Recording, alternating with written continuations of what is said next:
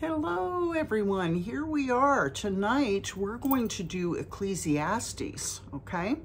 Now Ecclesiastes in Hebrew is Qoheleth, which is Q-O-H-E-L-E-T-H, okay? And what that's interpreted to is preacher. And it is attributed to Solomon because in the first chapter that we're going to read, it mentions the words of Qoheleth, the son of David, king in Jerusalem. Okay, so it's attributed to Solomon. So here we go. Ecclesiastes 1. The words of the teacher, son of David, king in Jerusalem. Meaningless, meaningless, says the teacher. Utterly meaningless. Everything is meaningless. What do people gain from all their labors at which they toil under the sun? Generations come and generations go, but the earth remains forever. The sun rises, the sun sets, it hurries back to where it rises. The wind blows to the south and turns to the north, round and round it goes, ever returning on its course, ever returning on its course. All streams flow into the sea, yet the sea is never full. To the place the streams come from, they return again. All things are wearisome, more than one can say.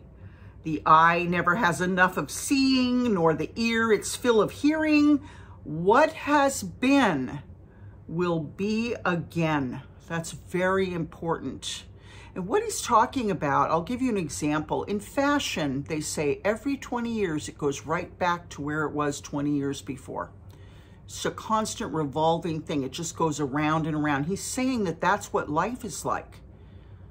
So this is what he means when he says, what has been will be again. What has been done will be done again. There's nothing new under the sun. And that's where we get that statement. Right here from Ecclesiastes 1. Is there anything of which one can say, look, this is something new? It was here already, long ago. It was here before our time. No one remembers the former generations, and even those yet to come will not be remembered by those who follow them. I, the teacher, was king over Israel and Jerusalem. I applied my mind to study and to explore by wisdom all that is done under the heavens. What a heavy burden God has laid on mankind. I've seen all the things that are done under the sun. All of them are meaningless, a chasing after the wind. What is crooked cannot be straightened. What is lacking cannot be counted. I said to myself, look, I've increased in wisdom more than anyone who's ruled over Jerusalem before me. I've experienced much of wisdom and knowledge.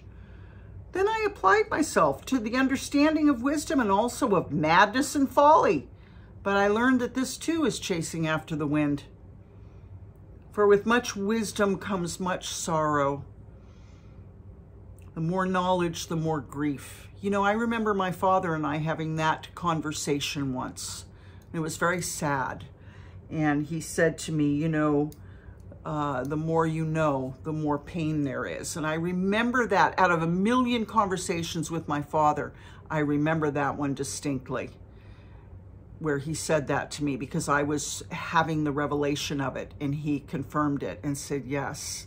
And that's exactly what he was saying, is what Solomon said here. For with much wisdom comes much sorrow. With more knowledge, the more grief. Ecclesiastes 2. I said to myself, come now, I'll test you with pleasure to find out what is good. But that also proved to be meaningless. Laughter, I said, is madness, and what does pleasure accomplish? I tried cheering myself with wine and embracing folly, my mind still guiding me with wisdom. Well, that would be hard to be wise when you're behaving foolishly, when you know better, you've got that insight, you've got that wisdom. That would be hard to deal with. I wanted to see what was good for people to do under the heavens during the few days of their lives. Really, our lives are just a few days, really. I undertook great projects. I built houses for myself and planted vineyards. I made gardens and parks and planted all kinds of fruit trees in them. I made reservoirs to water groves of flourishing trees. I bought male and female slaves and had other slaves who were born in my house. I also owned more herds and flocks than anyone in Jerusalem before me. I amassed silver and gold for myself and the treasure of kings and provinces. I acquired male and female singers and a harem as well, the delights of a man's heart. I became greater by far than anyone in Jerusalem before me, and all this my wisdom stayed with me. So even though he was trying to act foolish or busy himself, his wisdom did stay. He couldn't burn it out of him, okay? I don't know that he was trying, but I think he was trying to see, he was testing things. I denied myself nothing my eyes desired. I refused my heart no pleasure. My heart took delight in all my labor, and this was the reward for all my toil. Yet when I surveyed all that my hands had done and what I'd toiled to achieve, everything was meaningless, a chasing after the wind. Nothing was gained under the sun. Then I turned my thoughts to consider wisdom and also madness and folly. What more can the king's successor do than what's already been done? I saw that wisdom is better than folly, just as light is better than darkness. The wise have eyes in their heads, while the fool walks in the darkness. But I came to realize that the same fate overtakes them both. Then I said to myself, the fate of the fool will overtake me also. What then do I gain by being wise? In other words, we're both going to die. We're going to end up in the same place in terms of, the grave. The fate of the fool will overtake me also. What then do I gain by being wise? I said to myself, this too is meaningless. For the wise, like the fool, will not be long remembered. Well, we do remember Solomon, don't we? The days have already come when both have been forgotten. Like the fool, the wise too must die. So I hated life because the work that's done under the sun was grievous to me.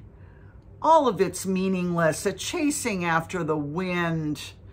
I hated all the things I toiled for under the sun because I must leave them to the one who comes after me.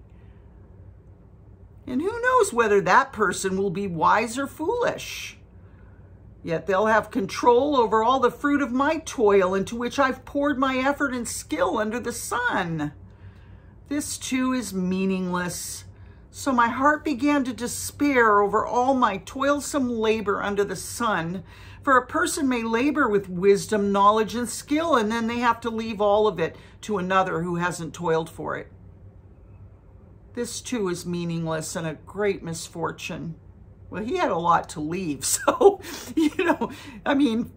for most of us, we're like, yeah, okay, whatever. What do people get for all the toil and anxious striving with which they labor under the sun? All their days, their work is grief and pain. Even at night, their minds don't rest. We do have an epidemic of sleeplessness. Yes, we do. This too is meaningless. A person can do nothing better than to eat and drink and find satisfaction in their own toil. This too I see is from the hand of God, for without him, who can eat or find enjoyment? To the person who pleases him, God gives wisdom, knowledge, and happiness. But to the sinner he gives the task of gathering and storing up wealth to hand it over to the one who pleases God. This too is meaningless, a chasing after the wind. Ecclesiastes 3. Now this one you're going to recognize, okay? Songs have been written about it. It's quite beautiful. There is a time for everything and a season for every activity under the heavens. A time to be born and a time to die. A time to plant and a time to uproot, a time to kill and a time to heal, a time to tear down and a time to build, a time to weep and a time to laugh, a time to mourn and a time to dance, a time to scatter stones and a time to gather them, a time to embrace and a time to refrain from embracing, a time to search and a time to give up, a time to keep and a time to throw away, a time to tear and a time to mend, a time to be silent and a time to speak, a time to love and a time to hate, a time for war and a time for peace. What do workers gain from their toil? I've seen the burden God's laid on the human race. He's made everything beautiful in its time. He's also set eternity in the human heart. Yet no one can fathom what God has done from beginning to end. I know that there's nothing better for people than to be happy and to do good while they live, that each of them may eat and drink and find satisfaction in all their toil. This is the gift of God. I know that everything God does will endure forever. Nothing can be added to it. Nothing can be taken from it. And God does it so that people will fear him. Whatever is has already been. Here we go. This is being repeated. Whatever is has already been, and what will be has been before. And God will call the past to account. And I saw something else under the sun. In the place of judgment, wickedness was there.